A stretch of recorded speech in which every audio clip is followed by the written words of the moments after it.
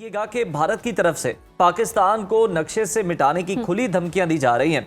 आलमी ताकतें खासतौर पर अमेरिका और मगरिब जो खित्ते में अमन के ठेकेदार बनते हैं, भारत के इस गैर जिम्मेदाराना बयान पर, रवैये पर खामोश क्यों है?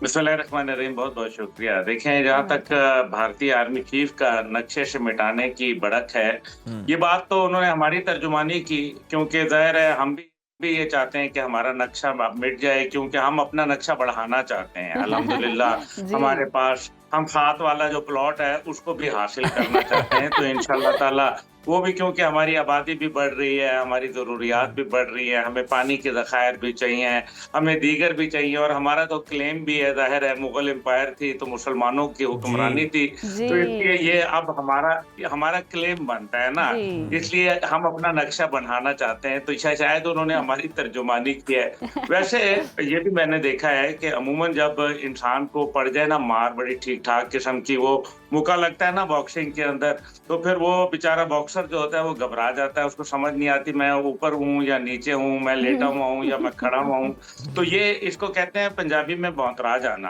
तो ये वो भौंतर गए हैं। असल में इनको ये समझ नहीं आ रही मार पड़ने के बाद कि इन्होंने क्या करना है। अंदर की कमजोरियां इतनी हैं, फिर उसके बाद जाहिर है आपको पता है कि गाय मूत्र भी पीते हैं, उसके भी असरात होते हैं।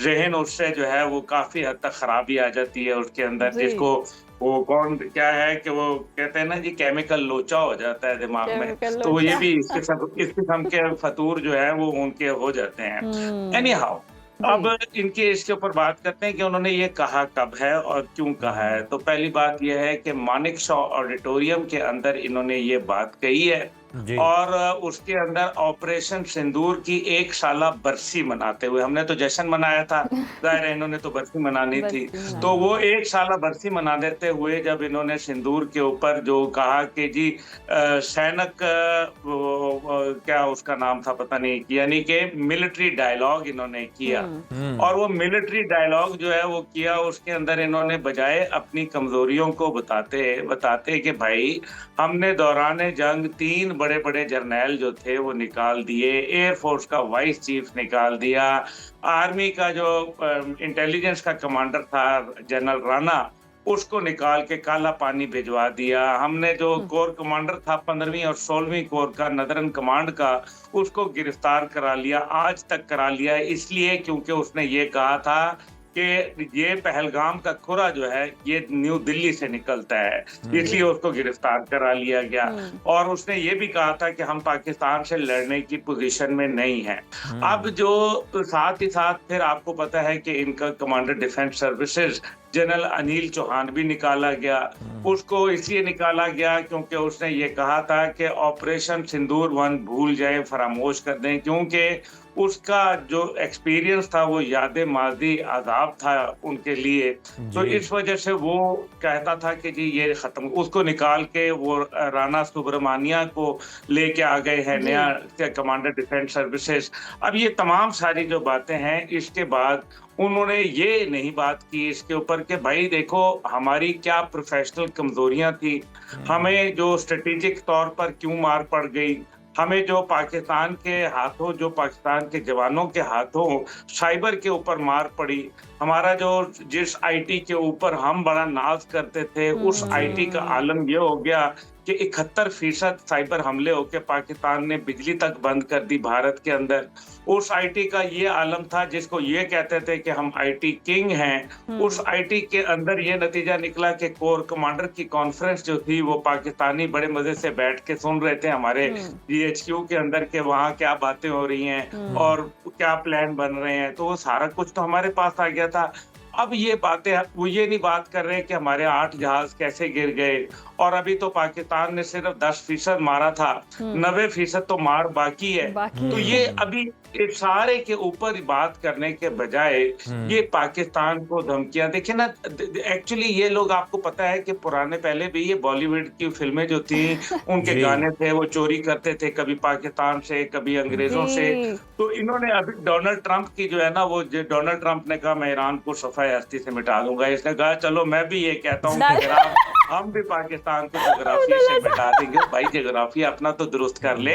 तेरे पास जो है वो 7 तेरी रियासतें वहां बैठी हैं जिनको रेड कॉरिडोर जानते हैं, चिकन नेक से आगे मणिपुर वगैरह, ये तुम्हारे हाथ से निकल चुकी है। उनको तो चाइना ने चाइनीज नाम दे दिए हुए हैं। अच्छा, दूसरी जानिब सिखों ने रेफरेंडम कर दिया हुआ है और उसके अंदर वो भारत से अलहदगी की बात कर रहे हैं। पिछले साल आपको याद है कि जब वहां वो किसानों की मूवमेंट हुई तो खालिस्तान का परचम न्यू दिल्ली के पर उन्होंने दिल्ली लाल किले के ऊपर लहरा दिया था, तो ये वहां मुंह तकते रह गए। उसके बाद इनका आपको पता है कश्मीर के अंदर 9 लाख फौज लगाने के बावजूद उनके हाथ से वो निकलता चला जा रहा है, तो ये भी एक इनके लिए एक वो है। तो नक्शा तो इनका कम हो रहा है, ये किस नक्शे की बात कर रहे हैं, पता नहीं क्या सस्ता बिल्कुल अब्दुल्ला साहब, नक्शा तो इनका कम हो रहा है और डायलॉग तो ये ऐसे ही है जिस तरह से आपने भी कहा कि चोरी करते हैं और फिल्मों में ही अपने आप को हीरो दिखा सकते हैं, वैसे तो ये जीरो ही है रियलिटी में। अगर ISPR की हम बात करते हैं, वाज़े तौर पर कहा है जोग्राफियाई खात्मा 2 तरफा होगा। जवाब बहुत वाज़े दिया गया है कि क्या 2 एटमी ताकतों के दरमियान इस नौयत का लबो लहजा खतरनाक सूरत हाल पैदा कर सकता है। सूरत हाल क्या हो सकती है? देखिए, जोग्राफियाई खात्मा तो दोनों तरफ ही होगा ना, यानी कि पाकिस्तान का जोग्राफिया ये खत्म होके आगे बढ़ जाएगा और उनका घट के जो है वो पीछे रह जाएगा। तो ये 2 तरफे का मतलब ये है, ये मतलब नहीं है कि हमारा भी नुकसान होगा उनका भी होगा। पहली बात तो ये है कि देखें, ये जो अभी काम कर रहे हैं इनका खन्नास खत्म नहीं होगा। देखें, अल्लाह ताला ने फरमाया यहूद और नसारा तेरे दोस्त नहीं हो सकते, और आप इनको देखें कि ये कर क्या रहे हैं। ये इस टाइम पे इनके पास $100 बिलियन का तकरीबन बजट है। ये नया असला खरीद रहे हैं, लेकिन नया असला खरीदने के बाद ट्रेनिंग भी तो कराएंगे। इसलिए ये इमीडिएट काम अपनी देखें कमजोरियां हैं, क्योंकि उपेंद्र द्विवेदी जो था वो आर्मी चीफ था, अभी आर्मी चीफ होते हुए खिफ्त मिटा रहा है, बेइज्जती हुई है, ये रियलिटी है। आप जो मर्जी देखें, अपने लोकल ऑडियंस को अगर आप एड्रेस कर रहे हैं अपने लोगों को, लेकिन जो उसके जर्नैल हैं, जो उसके साथ वहाँ उनके अफसरान हैं, जो उनके प्रिंसिपल स्टाफ ऑफिसर्स हैं, क्या उनको नहीं मालूम कि भारत की कमजोरियां क्या थीं और उसको मार पड़ी है या नहीं मार पड़ी? ये बातें देखें ना, ईरान और अमेरिका के दरमियान ये बात हो सकती है कि मैं जीता या मैं जीता, लेकिन क्योंकि अभी तक कोई ऑथेंटिक चीज सामने नहीं आई। पाकिस्तान के मामले पे ये लोग गए अमेरिका और उन्होंने कहा कि खुदा के लिए जंग बंदी करवा दो, क्योंकि पाकिस्तान बहुत मार रहा है। और पाकिस्तान ने भी फिर मजीद जो 20 राफेल जिनको हमने लॉक किया हुआ था वो हमने छोड़ दिया। हमने कहा कि जी जंग को एस्केलेट नहीं करते, हमने जवाब दिया, करारा दिया, अभी हम इसको यहाँ रोक लेते हैं। अब मसला यहाँ ये है कि ये पाकिस्तान ने 8 तैयारे जब गिरा दिए तो उसके बाद एंड बकौल ट्रंप के 11 गिरा दिए। पूरी दुनिया ने कहा, राफेल कंपनी ने कहा कि हमारे जहाज गिर गए, और उन्होंने कहा कि हमारे S-400 तबाह हो गए। उसने बरतानिया ने लिखा कि king of the skies Pakistan air force, और अमरीकी जरीदे ये लिख रहे थे कि India was rescued by United States of America. अब इस सब के बाद पाकिस्तान तो तीसरे मुल्क में नहीं गया ना किसी फरीक के लिए कि आओ जी बैठ के मुज़ाकरात करें, क्योंकि ये जंग जीत चुके थे हम अल्हम्दुलिल्लाह। इसलिए अब जो सिचुएशन है कि ये अब अपना माथे से जो कलंक का टीका है वो मिटाने के लिए अपने अवाम को, अपनी फौज को भी झूठ बोल रहे हैं। देखें, अवाम को झूठ बोलना और बात होती है, अपने फौज को झूठ बोलना गैर मुनासिब है। जनरल द्विवेदी अपने तौर पर एक हारा हुआ जर्नैल लिखा जाएगा, एक ऐसा आर्मी चीफ लिखा जाएगा तारीख के पन्नों में जो जंग हार गया था अपने से 5 गुना छोटे मुल्क से।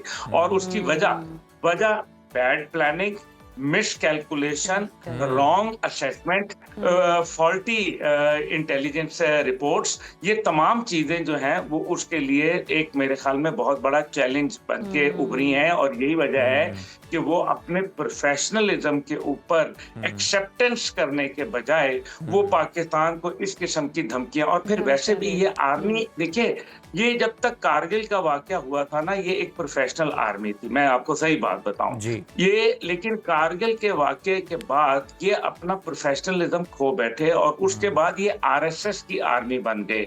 अब आरएसएस की जो एक सेफरॉनिक आर्मी थी, यानी कि जाफरानी जो दहशतगर्द थे, उनका जी। जब ये नुमाइंदा बन के कभी ये जहाज के ऊपर नींबू फाड़ रहे हैं, कभी ये जो है वो उसके ऊपर जो है वो नारियल फोड़ रहे हैं, कभी जो है वो ये जाके वहाँ माथे टेकते हैं मंदिरों के अंदर। वो अनिल चौहान गया था, आपको पता है, द्विवेदी भी गया था मुख्तलिफ मंदिरों में, कभी वहाँ सिंदूर के नाम से ऑपरेशन करते हैं। तो ये वो तमाम चीजें जो हैं ये क्यों कर रहे हैं? क्योंकि इनका बिल्कुल अब्दुल्ला साहब, सब करके भी जो मुराद है वो उनकी पूरी नहीं हो रही है और सब हरबे आजमा ली हैं। कहिएगा कि भारतीय क़यादत जो है 8 दहाइयां गुजरने के बावजूद पाकिस्तान के वजूद को कबूल नहीं कर सकी है। मार्का हक के बाद 1 साल गुजर गया है, भारतीय क़यादत के बयानात में तलखी बढ़ती चली जा रही है। क्या वजह है? सच का सामना करने से भारतीय क़यादत भाग क्यों रही है? हालांकि सबसे अच्छी ऑप्शन उनके पास सेफ एग्जिट है, यानी वो तस्लीम कर लें और निकल जाएं इस चीज से, वरना दुनिया तो याद करवाती रहेगी बार बार। देखिए, दुनिया याद कराती रहेगी, लेकिन मसला यहाँ ये है कि उनकी सोच ही फर्क है ना। आप देखें, कुरान की आइडियोलॉजी के साथ चल रहे हैं, मैं कुरान की आइडियोलॉजी से चल रहा हूँ। हम अपनी बुनियाद को कैसे भूल जाएं? अब वो जो हैं वो चाणक्य और हिंदुत्व के फॉर्मूले पर चल रहे हैं। उनकी नजर में उनका जो पड़ोसी है वो उनका दुश्मन होता है, ये बात तो उन्होंने लिखी भी है। और जो पड़ोसी का पड़ोसी होता है वो उनका दोस्त होता है, जैसे अफगानिस्तान। इसलिए अब आप ये देखें कि उन्होंने किसी रीजन में किस मुल्क के साथ अच्छे ताल्लुकात हैं, क्या श्रीलंका के साथ, नेपाल के साथ, भूटान के साथ, किस मुल्क के साथ, बांग्लादेश के साथ, किसी मुल्क के साथ अच्छे ताल्लुकात नहीं है, चाइना के साथ अच्छे ताल्लुकात नहीं है, लड़ाई करते हैं, फिस्ट फाइटिंग चाइना के साथ हो गई थी, इनके कई बंदे जो है वो जहन्नम वासिल हुए थे। लेकिन इस सब के अंदर मसला ये है कि इनकी सोच है, और ये सोच के अंदर देखें, इसराइल है, वो चाहता है कि मैं एक ग्रेटर अपना नक्शा बनाऊं, मैं तौसी पसंदाना इकदामात करूं। दूसरी जानिब भारत है, अखंड भारत की बात करता है, उसने बकायदा डिक्लेयर्ड पॉलिसी के तहत अपनी कौमी असेंबली के ऊपर जो नक्शा लगाया है उसमें पूरा पाकिस्तान उसने शामिल किया हुआ है। वो अभी भी वो ख्वाब है, वो जैसे होता है ना, इनके प्रॉब्लम ये है कि ये वो कहते हैं पिदरम सुल्तान बूद, हम जो है वो पहले ऐसे होते थे इसलिए अब हम दोबारा वापस लाएंगे।